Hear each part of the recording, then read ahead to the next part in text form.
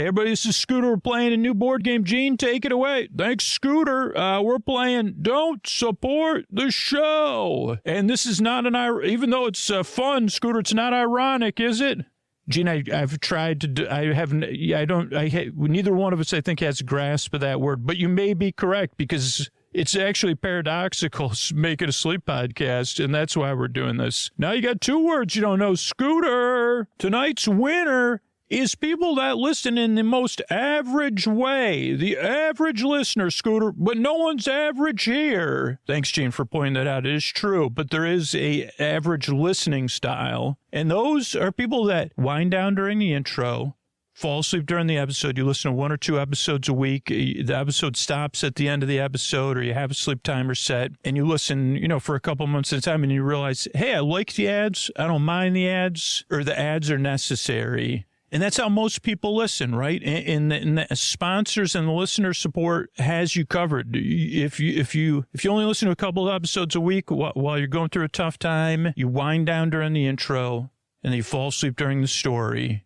and the episode ends, and at some point you're asleep or you're comforted or you get what you need, and you listen to whatever, like 10, 12, 20, 30 episodes a year. You don't need to support the show.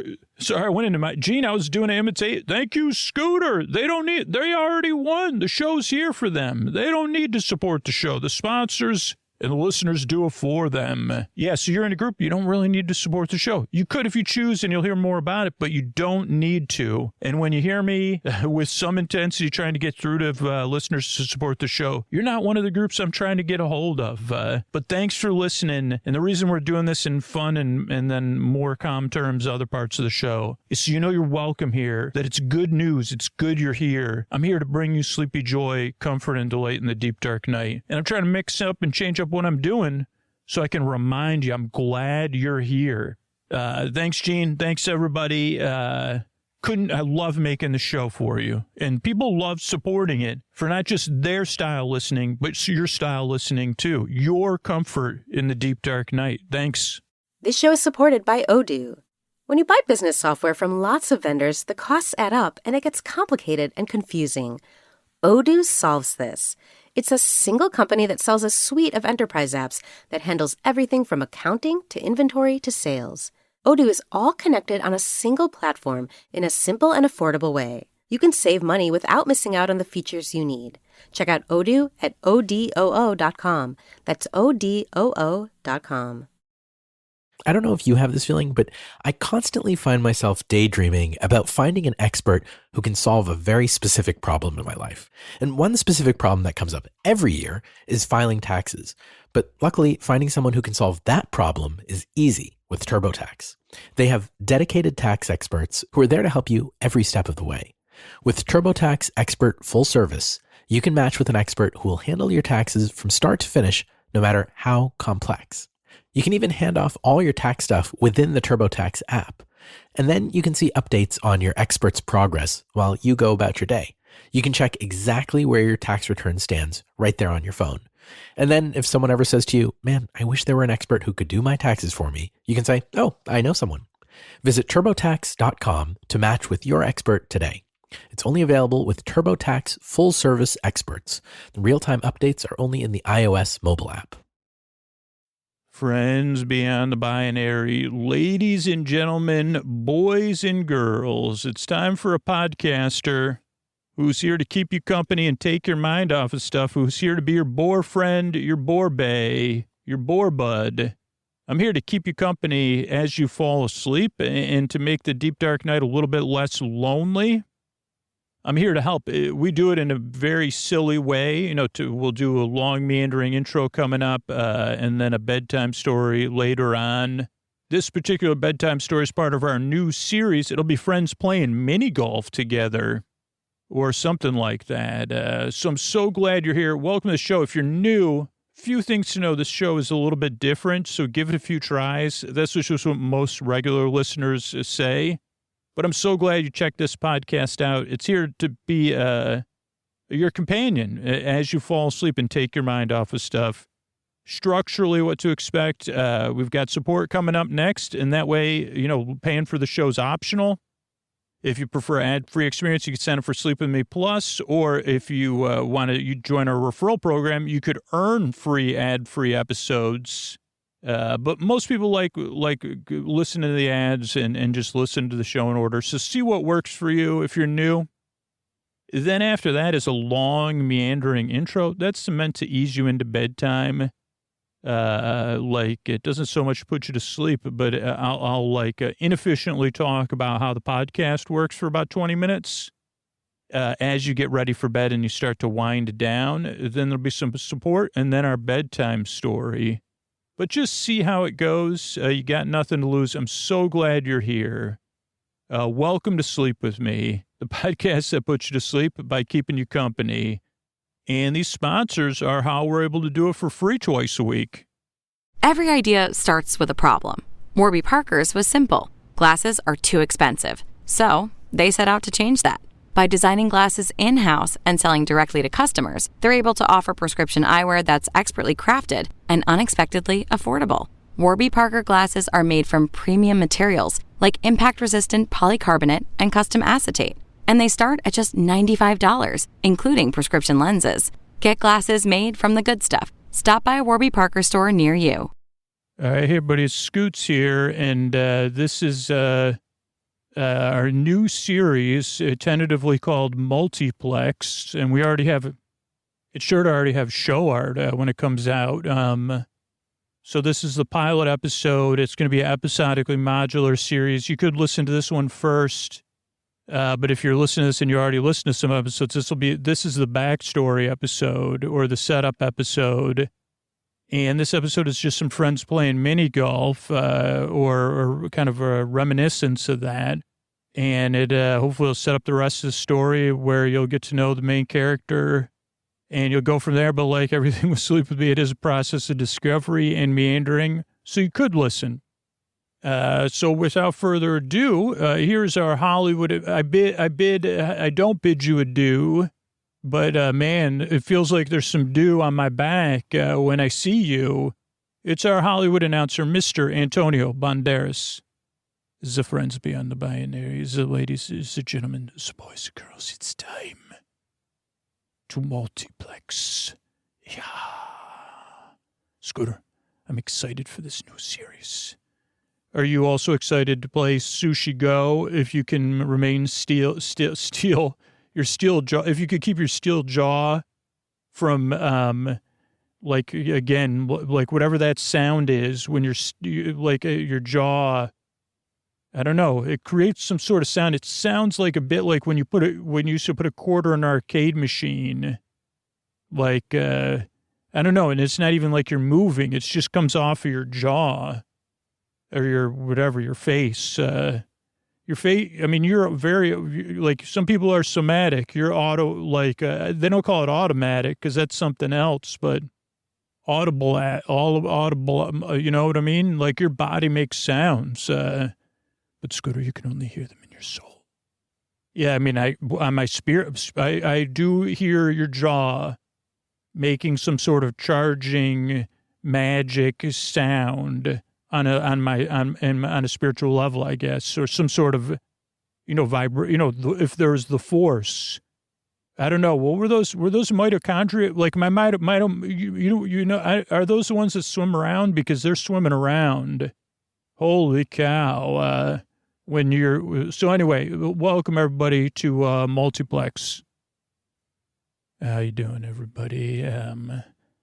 There's a lot of stories about, like heroic tales where the main character, overcomes all the odds. There's a rising conflict, and that brings out, reveals true character, or brings out the best. Or, the character sets forth, a stranger comes to town, or somebody goes on a journey, whatever they say. And that leads them, through a series of missteps and rising action. They find something deep inside, or they're connected to a source, or they make a discovery. Along the way, they collect whatever on the journey, denouement and meeting with the inmost cave, gratitude for the mother, whatever, detachment from the father. All those things happen in many, many tales. Most stories have that kind of thing. Stories of untapped potential that eventually gets tapped, or a well that, they go in, maybe they swim around in there, and maybe there's mirrors on the walls, and then they see something, and then they say, okay, maybe they're lost. They've journeyed into the deep, dark woods, unsure of who they are, only discover the yellow brick road, and they follow it, and then they go into the next place, and then they realize that, they said, then they make friends with Glinda, and then they discover that the ruby slippers, and then they fall in love with Fiero. Those are tales and stories headed down a path of eventually discovering, and eventually, a lot of times, to some level of greatness or goodness or sharing it with the world. But this isn't one of those stories. And I don't know a lot of tales that are like this one. If there's tales like this one, they're mostly forgotten or passed over or unheard. You stop paying attention. Maybe that's what you'll do here. That's okay. That's why I'm here. But the thing is, this is one of those long and winding tales, and it has adventure in it. It has challenge. It has potential. It has true character. It has heroines and heroes. But somehow this story is a story not of peaks, not of greatness or full potential, but a more mild. So this story doesn't end in that place. It ends in a more middle place, where people that were on a path to greatness saw a fork in the road and took the other path. But at first they had to learn how to take that path. So they went on a series of adventures. And I guess because I was a part of it, that's the thing. I'm looking back now. Some of this may be misremembering, but this I remember. Instead of a path towards greatness, a path not less than great, and I don't want to say average or, I guess basic maybe. To be like, how does one learn to become a person among persons, right? That's what people would mistakenly call normal or average or basic. I don't know if moderate's the right word. I don't know if there's a way to glamorize stepping into the background. But stepping into the background is a choice, as a heroic choice. But the thing about these stories is, and I guess they lay them out, no one just knows how to do that. We only know what we know how to do. And this is a story about learning how to do things a different way. So this is, my name's Wyatt. Nice to meet you. I'm recording this tale of not so greatness.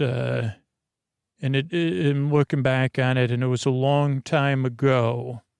And this tale starts with, I guess, some friends, myself and my two best friends, and a friendly competition, and as a matter of fact, I'll just tell you right now, an imaginary stakes at a game of mini golf, inspired by a movie about caddies, comedy, where the winner, in this case, I'll give you more details soon, would get all the money they need to pay for their schooling. And some of you might not know why I'm making this, so I wanted to give you the context. I'm not just looking back. Some people recently, I used to do this show on something called Public Access, and recently, because of the internet and things, my interviews have gone and gotten a newfound popularity. And it's kind of propelled me into a place I hadn't been in a long time, actually, since the beginning of this story started, with people calling me a creative and how creative my interviews were, because I would do interviews and we would stream old movies, and some of the characters I interviewed, people praised the writing and the makeup and the design and the stories I would tell in between segments of what I knew. But I just want to say that, like, set the record straight, that none of that was creative at all. Those interviews were real, and then some of them were TV celebrities to people, characters like Herman or Eddie, Elvira, Grandpa, Marilyn, I think. Man, my things escape me, but I mean, those were real in a sense, too. So none of it came from my imagination, and I guess that's why I feel like I got to tell this story. But I don't know, maybe this is the right time to tell a story of not greatness and not achievement, not creative. I guess not's the wrong way to describe it, too, but it's so hard to put it into words. And a lot of this is, from my memory as well, and in my childish memory or my teenage memory. So maybe I'm seeing it creatively, or maybe I saw it differently then. And it all started with a kind of quest for first place. Not an unfamiliar place for any of the three of us that were playing mini golf that day. Or four if you count the presence of my sister looming over us. But we were playing there at Fair Glen Mini Golf. You can't say, the other term, which again I'll talk about in a bit. It was mini golf at Fair Glen. And it was me, Wyatt. I don't know if I said hi. My name's Wyatt. It's nice to meet you. Santos and Josie were with me. And by the end of the day, just turning to dusk, they were there cheering me on. We had made a bet. The bet was imaginary. That was creative, but not super creative because we took it from a movie. And they were trying to cheer me up. I didn't realize that little bit of imagination was going to set us forth on a course where our lives would be changed for the better. So we were playing mini golf. This was kind of a tradition of ours and a tradition of my family's. This was not that far from where we all lived. It was a locally owned mini golf place in a glen that was fair. And while Josie was kind of the one with the most physical skills of our group, the athlete, mini golf was my game, though Josie and San were really good too. I mean, we had been playing this course since middle school, through acne and first dates and breakups and not going to dances or worrying about dances. Even our first drinks, sneaking in and getting caught when San's mom moved on to the big farm. This course was kind of there through it all for us. It's been mostly the same. I mean, 2 years ago, they painted everything and put new turf down. And right now it's springtime, or just the dawn of spring. And the last time we'd played, it was the end of autumn. The leaves were covered in dry leaves. The greens were covered in dry leaves. The air was just starting to bite at the skin. And the last time we played, I was one short of the course record. And my friends were there, and they were right behind me. I mean, so many times we had come too short, all of us, too short of the course record. 2 strokes if you don't play golf or mini golf. How do I explain this? Each hole has a par, which means, hey, if you play pretty decent, you'll get the ball in the hole in 3 strokes. And let's just pretend that each hole is 3 strokes. So that's 18 times 3. That would be par. Though there are harder holes that were higher par and maybe 1 or 2 holes that were lower. We didn't worry about par. We worried about the course record and the things that came with the course record, which I was familiar with. But the feeling that came from the course record, or in this case, the feeling of just momentarily forgetting what I was upset about and playing with friends. And we were having a lot of fun. You know, we had that kind of friendship where we could push each other, but we were still loose. We could give each other a hard time and ride the tension. We were able to have real feelings or real irritation and get through that. It was a special friendship. So I'll just jump ahead to hole 10. Most golf courses and mini golf courses, believe it or not, I've never played a hole of golf in my life. I slept on a golf course once, but that was in a different time. I fell asleep there. But so most golf courses have 18 holes, I think. But we're going to jump ahead to what they call the back 9, hole 10. Now, hole 10 is one of those legendary holes or familiar holes if you've ever played mini golf. And hole 10 also played into a lot of my skills. I had the ability to not let the tension wash over me, but to take the tension most of the time, particularly in mini golf, but in a lot of other arenas up until recently, to let the tension kind of flow through me, like an iron rod that's vibrating. I didn't overthink it. I didn't stay too much in my thoughts or my feelings when it came to this stuff. I was lucky. I mean, I was mostly lucky up until this point because my scholarship essay was the time. We'll talk about that another time. So for hole 10, it was a par 3. For me, it was an easy one, and that's not bragging. It's just over the course of time, especially as high school and beyond. Well, I guess not beyond because we never played it again. But it's always been something I could get a hole in one in on a reliable basis. But even though it was a par 3, that was more of like a cursor. I don't know, because for most people, if it wasn't a 1 or a 2, it was going to be a 4 or more. And depending on course rules or mulligans or retries or whatever unofficial rules you might use with your party, the course rule was the most you could get was a 6. It was easy to get a 6 on this hole. And this was kind of one of those holes that you just had to let wash over you too, because it could be an all or nothing one. And even for me, I had to pay attention and not let my experience become some kind of smarmy overconfidence, especially where we were at in this situation where I was going for it because I did need a 1 on this hole.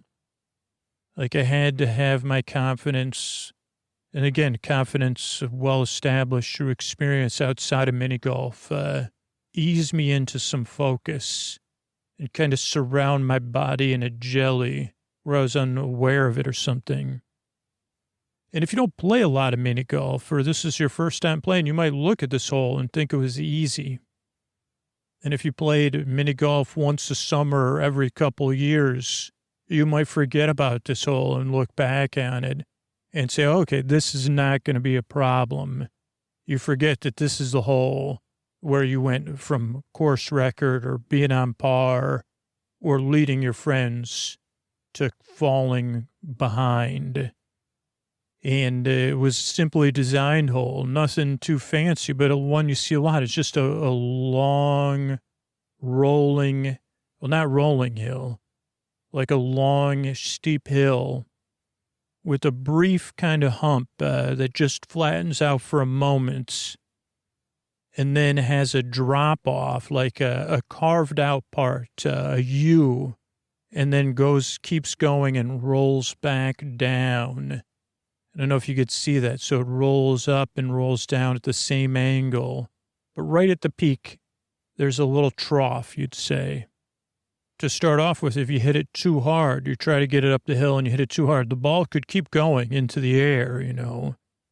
Now, if you hit it just too hard to go into that crevice or whatever, it would just roll back down. And you might be able to have a chance at a 1, depending on the random bounce of the ball. But more than likely, you could have a 2 because the hole was off to the right around a little bit of a corner. But again, if you hit it way too hard, you could end up in the actual glen of the Fair Glen, which was a stream that ran through the entire course and split it in half. But if you hit it just right, it would drop into that crevice or gouge or whatever I called it earlier, and it would roll down, it would drop, and ideally, it would roll right into the hole. And that happened about, for me, 95, 96, 97% of the time. But even if it didn't go in the hole, it was going to be an easy tap in the hole. But what was common for most people, and a lot of people had one retry on the front 9 and one retry on the back 9, was you didn't hit it hard enough up the hill. And then the ball would roll back down. Then you might hit it again and hit it too hard and go off the course. But more than likely, you wouldn't hit it hard enough again and it would roll back down. And this would create all sorts of debates among parties, or would forbid if you were on a double date with non-mini golfers, you may have been trying to impress among your friends or family members or extended family members.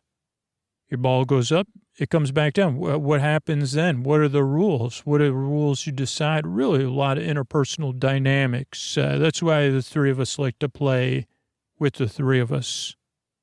And, I believe it or not, as much as we played mini golf here at Fair Glen, we didn't play very much outside of Fair Glen. So I don't know if there even is an international body of mini golf. But this was a hole where I could be funny and say, this is where the hole where things start to really roll my way. Because I knew I could get a 1 or worst case a 2. And if you ask me what's the secret, as many people had, I'd say I have no idea. I just hit it. I know in some sense the doubt is gone from my mind, but I just hit it the way it feels right, and it kind of works out. Now, this doesn't go for every hole. For my sister, that might have been the case. And for me this time, thus far, it had been the case. But those were special moments, like people that bowl a 300 or whatever. So I have to leave without explanation other than, I just know how to hit it. I don't know how to teach it. But that's kind of like how my essay went for my scholarship, which was about my feelings about this and how you would explain anyway, and talking about now and in the future. Oh, man. Okay, so back to the hole. So I did get a hole in one, and that put me back on the course record. I was 1 under the course record, which I was pretty confident I could maintain for the rest of the course, or maybe even improve on. Josie made it up and back down and got a 2. And San didn't get it was max for San. 6. Next up was hole 11. And again, if you play mini golf, this was a bridge to a barn. I think it was what the hole is called. You go over a bridge that's about half a foot wide into a barn door. Now, again, not actually what it seems. It seems pretty simple, right? You just get in the barn door. I needed a 2 on this one to stay on the course record. And it seems simple, right? Go across the bridge, get in the barn door, go in a hole. But no, of course not. Inside the barn door isn't 1 hole, it's 2 holes. There's a hole in front and a hole behind that. But the holes and the hole inside of the barn is made of cement and concrete. So one thing you had to do is make sure you hit it again hard enough, but not too hard, so it bounced out of the barn. You also had to make sure you hit it over the bridge. Now, if you made it in the second hole, it would be a hole in one. If you made it in the first hole, probably a 2, but there wasn't a lot of ways to control. Somehow, this was just like the last hole for my sister. She could get a hole in one on this every time. Like somehow she could control the bounce of the cement, but we'd never been able to replicate this. It always just seemed like it's not skill other than getting into the barn at the right speed, where luck of the bounce. Because we've tried English, we've tried all sorts of things, like fate. Like when my sister hit it, it would just go clop, clop, drop. But for most people, it would go clop, clippity, cloppity, cloppity, ploppity, plop. And in this case, it didn't go clop, clop, drop, but it did drop a hole in one. And that was a breath of air for me because it meant I had even more wiggle room. I wasn't falling behind. The next up is hole 11. At this point, I forgot what, like San and, I don't know what San and Josie got on that hole. But hole 11 is a par 3, and it's one of those undulating hill holes. This one I needed a 2 on, and I was pretty confident I could play it safe and just hit it over the rolling hills, not try to get a hole in one, try to get a 2, which I did. Hit a good first ball, bounced off the back, the backstop, and looked like I would easily have a second putt into the hole. Now, this is where I wish I hadn't gone first, just because this was Sand's hole, and, I didn't want my ball to get bounced further away. But Sand wasn't up till third, and then Josie went, and Josie kind of got in the ballpark of a 2, but definitely not a 1. Now, this is Sand's hole. Like, it could get, I don't know, like, again, like where you use the hills somehow. I don't know. Everybody's just got their thing. But Sand and I had been friends for about 3 years with Josie. Sand had moved to town. They were new to school. They'd moved from like somewhere far, far away, Montana or Utah, like someplace that felt like it was covered in tundra or dried up salt lakes and stuff. I'm kidding. They were from Idaho, land of the Spuds. And the rumor was, and this isn't a true rumor, but it was the rumor that preceded Sand's arrival, was that Sand had been recruited by our school and our school district to raise the scores of the entire school and school district test scores, which for most of us is, obviously not statistically possible, though, Sand had to have some influence. Also, the Santos was in Mensa and was a certified genius. So these things, this is not the kind of high school freshman experience you want, right? To have the pump primed that way. So it would have meant that Sand was in for a world of non-positive high school experience. Having to deal with the different cliques and their impressions and their expectations. But not to us. The idea of having a friend who could raise the test scores of the school, of having a certified genius. We had read The Big Brain, Fancy Nancy, Junie B. Jones, Encyclopedia Brown. These are the books we read as kids. So having someone like that as your friend, who's also incredibly interesting, and again, just like the rest of us, different in a good way. This was not an opportunity for us to pass up. And at this point, Josie and I had gone to middle school at the same school, so we were in a kind of good position to make the tastes of how a new student would be treated. So when the Santos package arrived at school, it turns out that Santos wasn't in Mensa, but it didn't matter. It was one of those friendships that's blossomed and blossomed and blossomed. But sand does have moods that undulate like those hills with their ups and their downs. And so you kind of have to hang and roll with those ups and downs, which could be a lot for a lot of people. But again, not for us. It kind of made it more exciting, right? And we didn't really need other kids' approval of who we were going to be friends with. This is, again, another place where we were really lucky. Josie and I were both younger siblings, so we'd learned from our older siblings what was going to be important, and the idea that most kids didn't have of what is that called? Abundance. You could be friends with everybody, and if somebody, and you could also say, no, I don't, if you're not nice, I don't need to hang out with you. So again, San was someone that we were really interested in, and they were interested, and they had big ideas and big plans. And so San anyway, so I got a 2 on that hole. San got a 1. Josie, I don't know, 2, 3. We move on to hole 12, the pinball hole. You may have seen it, made of wood, not a pinball machine. Some people called it the Plinko hole. Now, this was another hole. If you wanted to get a hole in one, you needed to be really lucky because in the middle of the fake pinball machine were 2 V's with holes.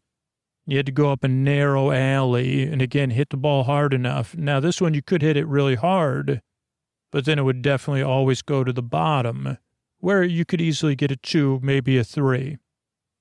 If somehow you got it in one of those 2 middle holes, you would have a hole in one, but it was really hard.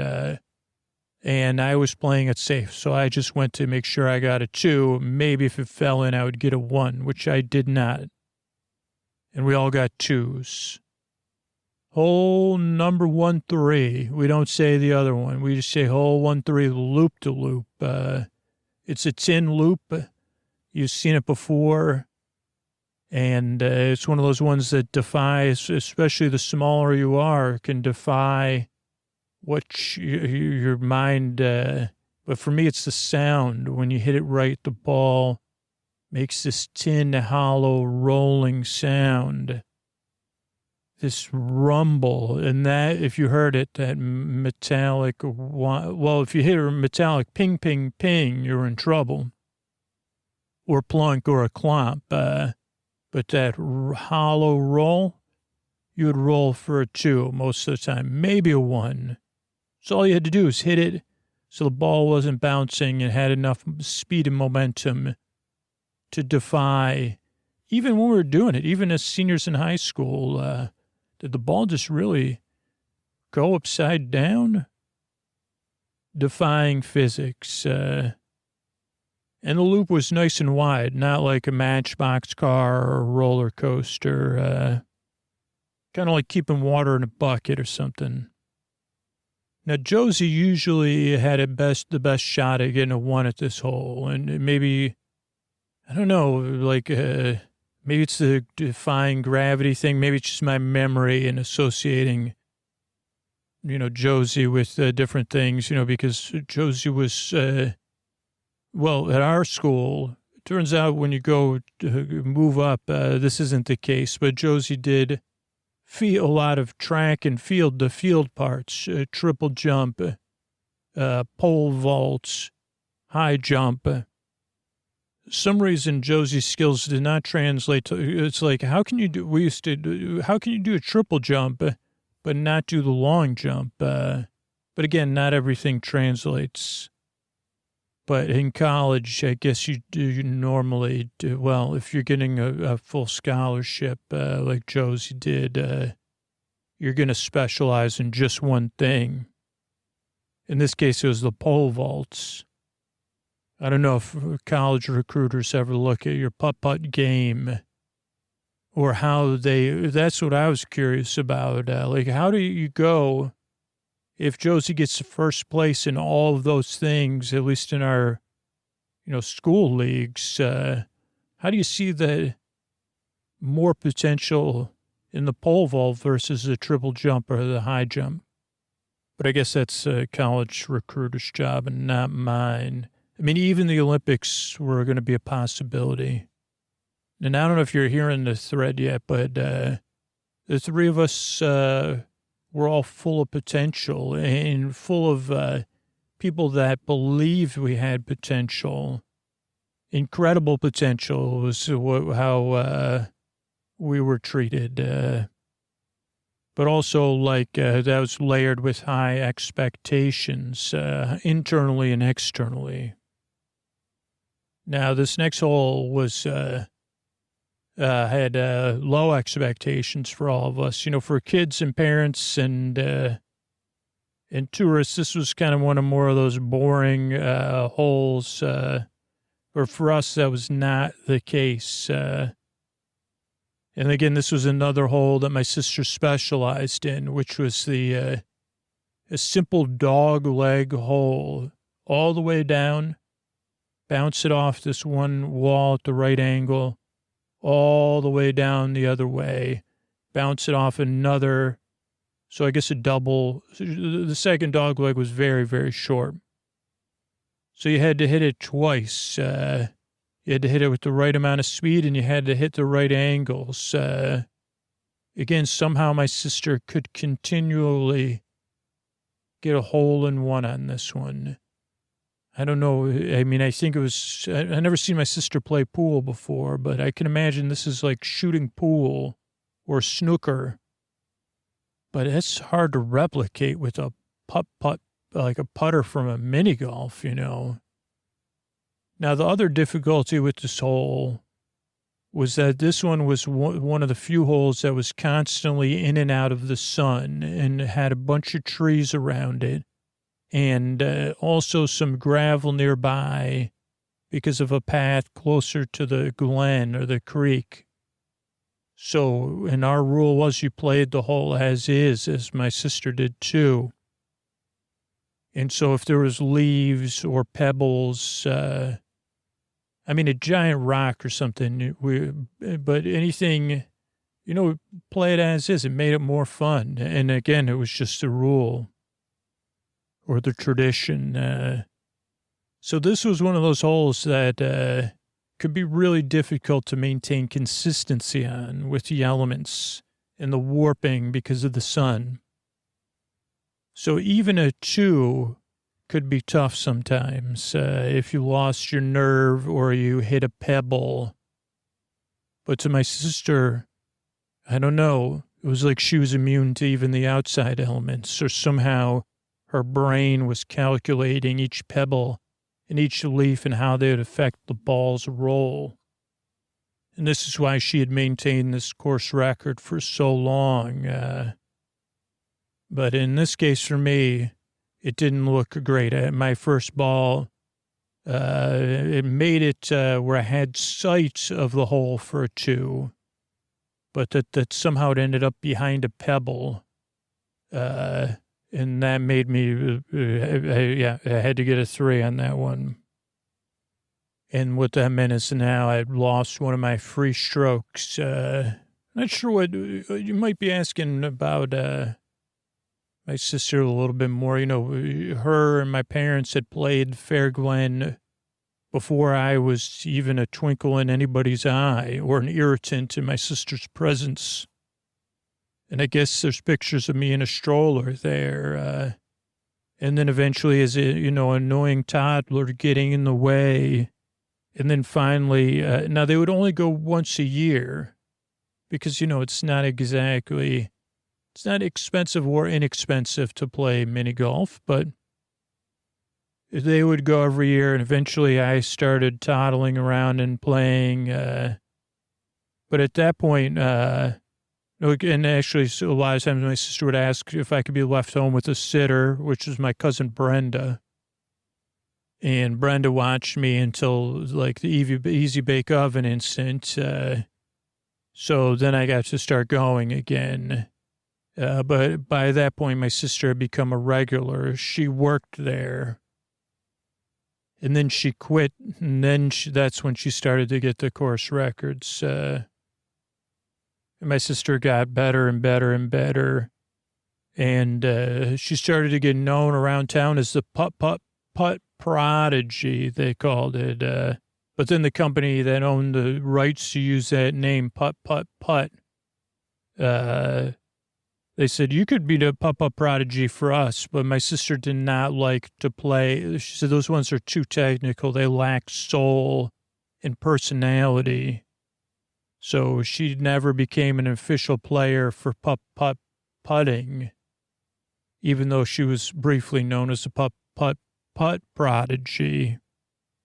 But here's why she left her job there that she briefly had was like, you could get a free ice cream cone or hot dog if you had 5 holes in one. And again, they had a way to, it wasn't like they were just giving them to anybody. I think you had to register some, I don't know. That's funny. I forget how they checked that. But if you got the course record, you would get a pan pizza at the House of Za. And then if you beat the course record or tied the course record, you got another pizza. So we ate a lot at the House of Za. Because my sister maintained that record or tied her record after she had established it, beat it twice, improved on it, I guess. But anyway, I dropped a hole. I got a 3 on this hole, and I dropped down. And in comparison to what's going to follow later on, I'll tell you that the next few holes were uneventful. I maintained my course. My anticipation did start to build that topping my sister's record was in sight. I stayed 1 stroke up on her until we got to the 17th hole. Now, the 17th hole, I'll just tell you about the logistics of Fair Glen. How do I describe it? A glen, is my understanding, is like a area carved out by a creek or stream or river. And that's exactly what this is. You parked in a parking lot up above the glen, and then you went downstairs or a path, asphalt path, that wound down into the glen. And there was a hut or a building that looked like a hut, or with an A-frame building, I guess I'd say, where you could pay on one side and where you checked out on the other side, and it had a snack bar and hot dogs, ice cream, candy, sodas, a few picnic tables, and then you started playing. And the first 9 holes were on one side of the stream known as Fair Glen, and 8 of the other holes were on the other side of the glen. Hole 18 was again on the back side of the building where you checked in, and hole 17 straddled the glen. And that's important because even though the glen was picturesque, it had trees, it had the stream. Up above the glen on that side, the stream came from another direction where houses were and stuff like that. I don't even remember if we ever wandered down that way. But on this side, right behind hole 17 was a giant culvert, because above the glen, or walling in the glen from this side, was a 6-lane road, not a highway, but a busy road. Now, the cool thing was, if you were in the glen, the sounds mostly carried over your head, and the trees kind of blocked it. I mean, you'd hear horns and stuff every once in a while. But right behind hole 17, in fact, blocked by the windmill of hole 17, was this large culvert, and it had a huge gate in front of it, and it ran under the 6 lanes of road and off into, I don't know, the unknown, or to the other side, I guess, of the road. Why did the culvert cross the road? To get the creek to the other side. And this is where hole 17, very similar in style to the barn door hole. there is a bridge, a little bit wider. This one went over Fair Glen, but of course it had something to catch your ball that would roll it. But you tried to go over this bridge, and of course there was a windmill. This is a standard hole, I think, on a lot of golf courses, and the windmill could knock your ball off. Wouldn't fall in the Glen, though a lot of kids would hit it too hard, and then you lost your ball in 17. And, there was a little bit of a block in the stream, and they could fish it out for you, or you could get it out. Though they didn't want anybody, you weren't supposed to get it out yourself. You were supposed to holler, and they would come with their ball catcher. But that was mostly for kids, that were goofing around at that point anyway. They didn't care. Okay, so you wanted to hit your ball. You wanted to miss the four arms of the windmill, or is there 3? I don't know. And this windmill could either block your ball or knock it to the side. You couldn't get under those. But if you did, again, you stood a very good chance, and a better chance than the barn door hole, of getting a 1, because if you hit it just the right amount, it would just fall into a hole, and it would roll, and you'd have about a 99% chance of getting a hole in 1 through a PVC pipe and out right by the hole. Now, if you didn't hit it in that hole, it would just drop off, and it would roll around to like a large green, that also the drop off from the bridge rolled down towards.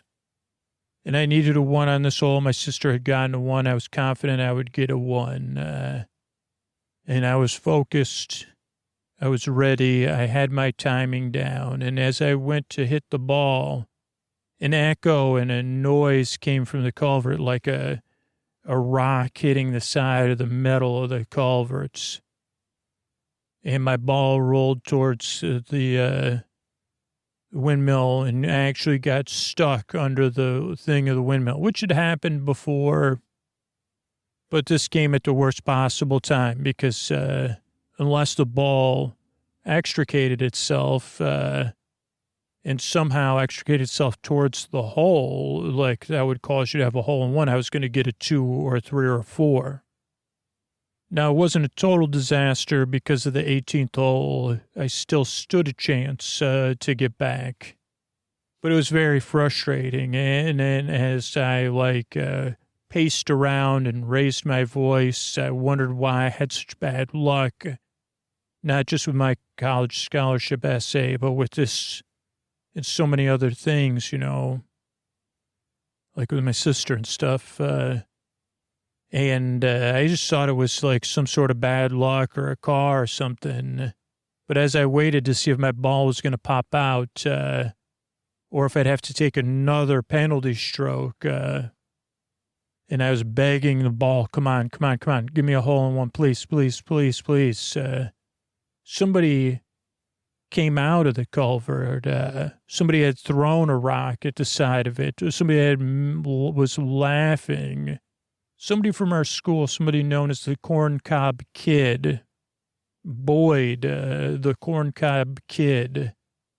And then we all said, Boyd, what are you doing I can't believe this, Boyd. And Boyd just kind of laughed. Boyd was the kind of person you thought would have a piece of straw in their teeth. Even when I remember them, that's what I see. I don't think that was the case. I don't know if you'd have a piece of straw while you're wandering around inside of culverts. But that sent me back. And eventually my ball got loose and I 2-putted in. And I let Boyd know that if I didn't get a -1 on this hole, which again, this was a hole which was like if you got a hole in the nose of a character with big shoes and a red nose, and that would ride around with other characters like that, that loved face painting and balloon animals, and water, flowers that squirted water.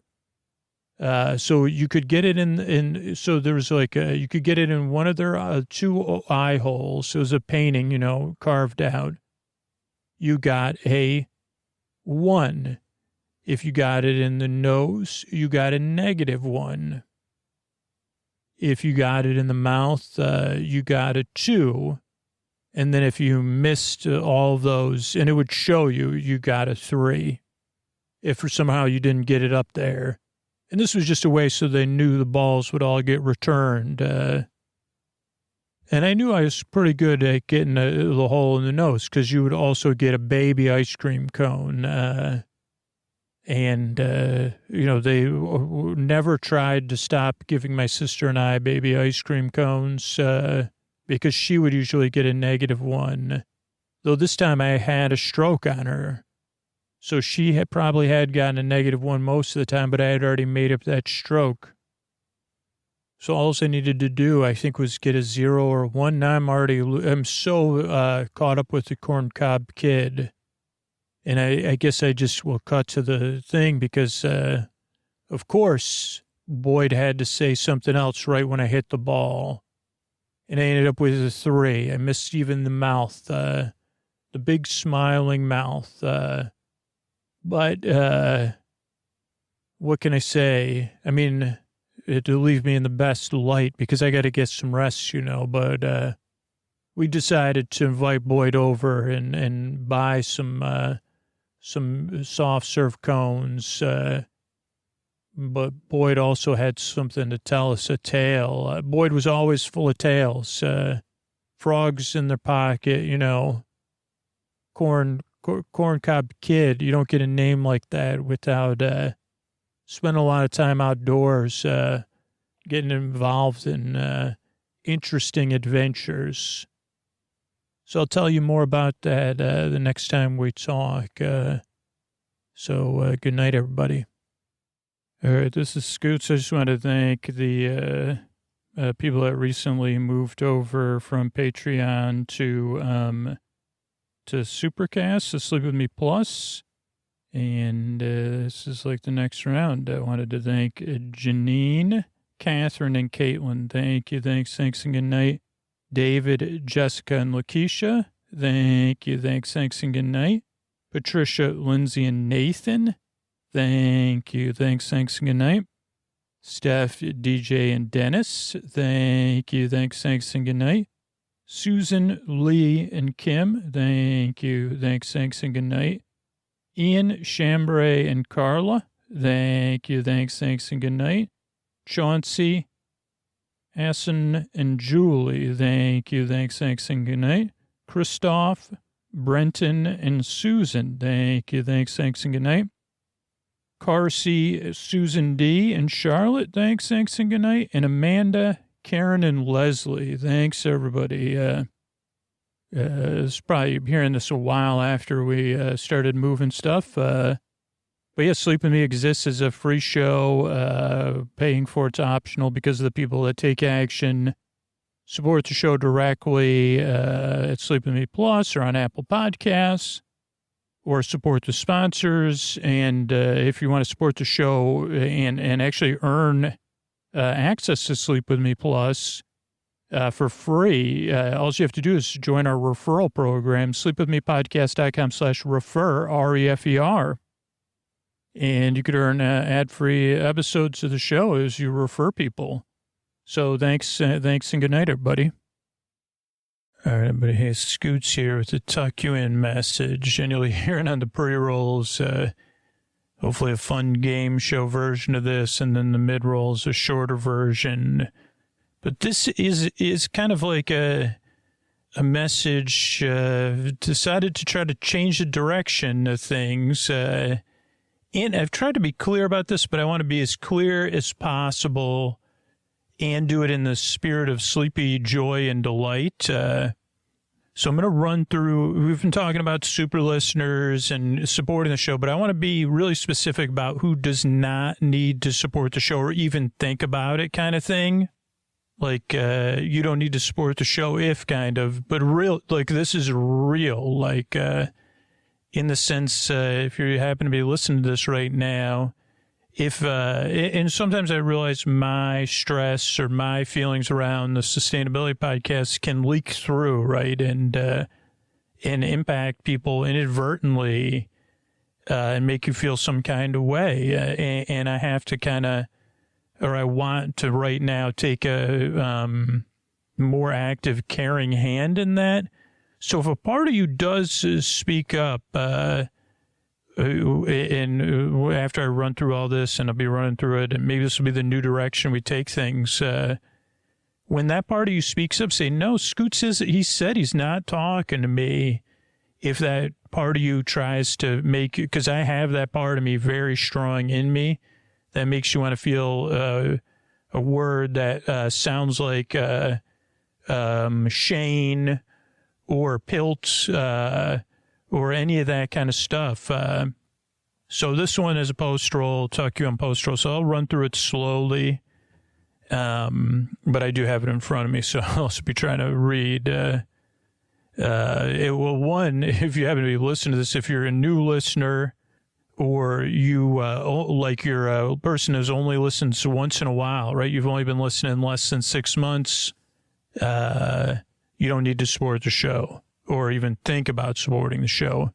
If you're not in a position to support the show, whether it's financial or you're not interested in supporting the show, you don't need to support the show. Don't worry. It's great news. I don't want to be as clear, and I guess in this post roll, I can't be sleepy, joy, and delightful except like that.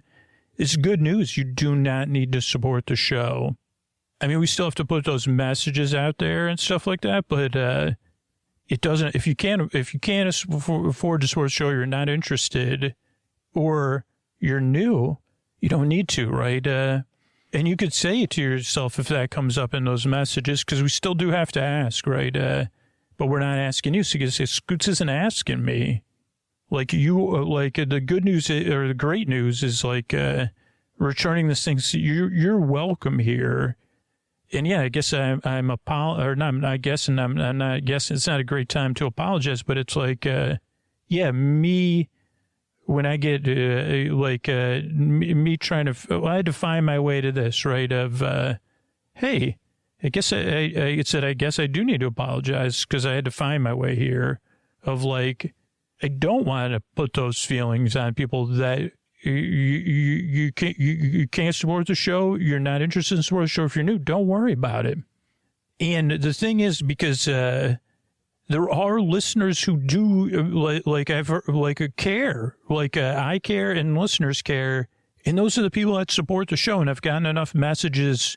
We did something with Sleep With Me Plus where people said, yeah, I support the show, not just for me.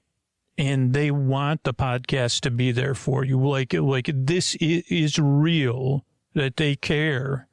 And that we're holding you, that the podcast in this quest to make sure Sleep With Me will be around, for you. So again, I think the tool in this example is hey, Scoots isn't talking to me. And by the way, other listeners have said explicitly they have me.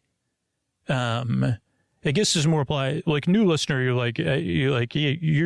kind of come from a place, why would I support a podcast that I'm new to, right? So if you just happen to be listening, this is more of the people in those other places, that it's okay. It's more than okay to be in those places. And that I've actually been in those places too.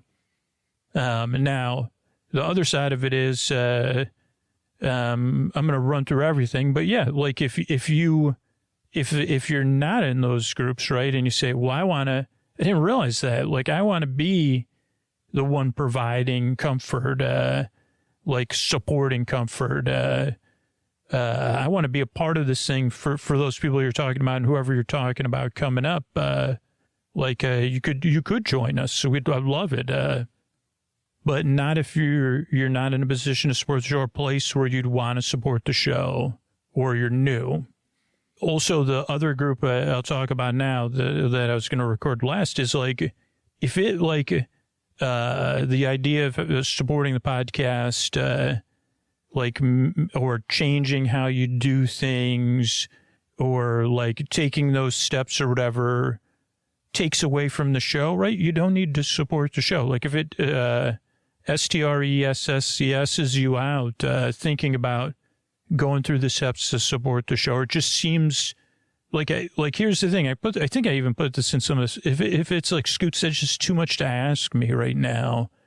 I'm not asking you. Like it is like the truth. Like I'm asking someone else. Like it's too much for me right now, Scoots. Like I don't know if I'm in those two groups, but it just feels like too much, or it's not the right time. I see you and I hear you. And and you can say to that party that says Scoots is talking to you, and no, he's not. He said it explicitly. If you say like in your head, no, it's too much to have. Like that's just too much for me. Can't see myself doing that. It's just outside of believe me. Again, I'm not saying this. I'm saying it because I can relate to. I've been in those places, or I continue to be in those places in different aspects of my life. So I can relate, and I'm saying it clearly now, as clearly as I can. Like, when I'm asking for support of the show, I'm not asking you to support the show. It's okay. We have you. This isn't a bit or like a reverse thing. It's the truth. Like, you okay? So I just want to rest with that one. Now, the next two groups are probably not listening right now, but just in case you are, and it's funny, I'm trying to figure out how to word it, like in the mid-roll and the pre-roll.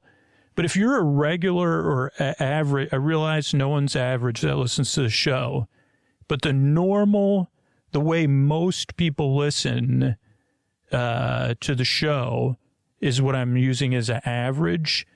And here's the thing. If you're like most listeners, you listen to the show while you're going through a tough time, right? Whether it's different phases or seasons of your life, and maybe you listen for a couple months at a time, and maybe during those months you listen to 2 episodes a week, maybe you listen to more episodes a week. But you use Sleep With Me like a tool when you need it every couple of years, because what I've seen happen is like people getting through high school, then getting into or through those tough times in college, then their first job, and getting used to that, then their next phases of their life, and then their first baby, or other phases of life that come on us unexpectedly that we're not quite ready for, and we need some ease and comfort in the deep, dark night, and you just come and go when you need the show.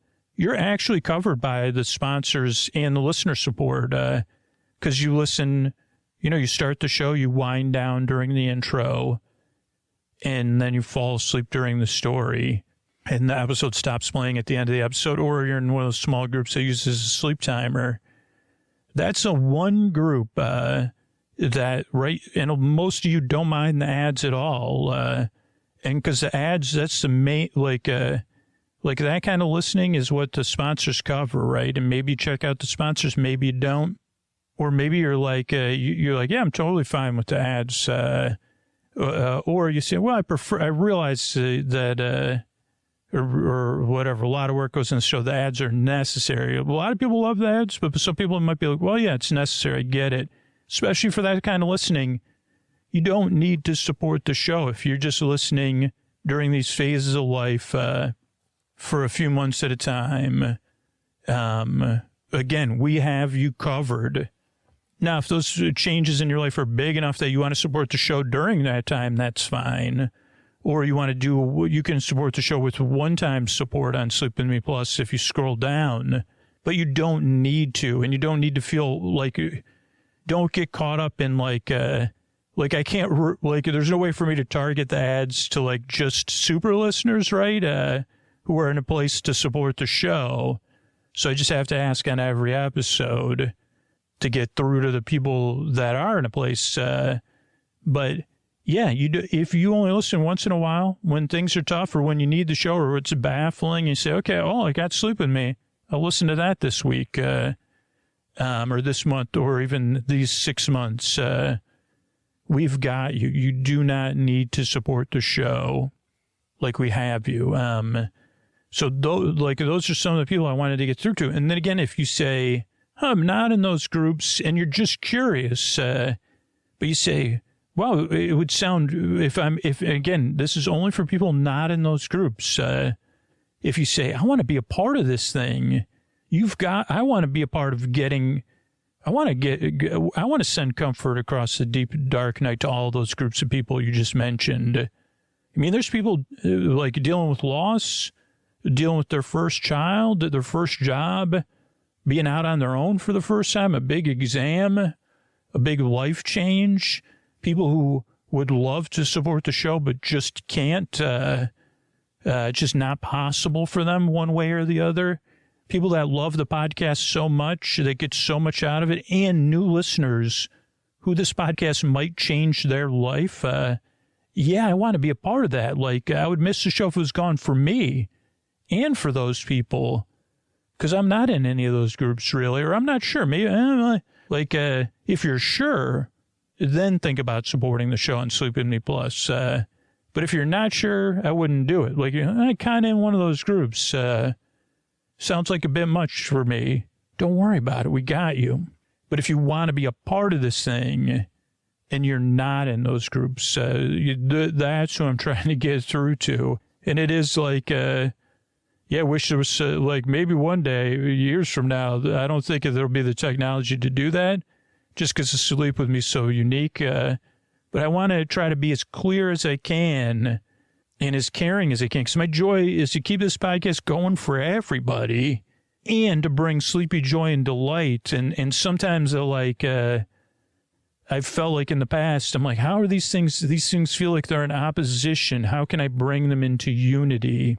And so this is an experiment, which I hope works, and I hope helps us bring things back into unity. So thanks. This is good news. It's good news. We've got you. And you can say to that voice, Scoots isn't talking to me. He's talking to another listener, not to me. So I'm going to listen to the show. This show's for me. This is like, it's not so much as a gift as like the collective goodwill of all of us kind of, I don't know. So thanks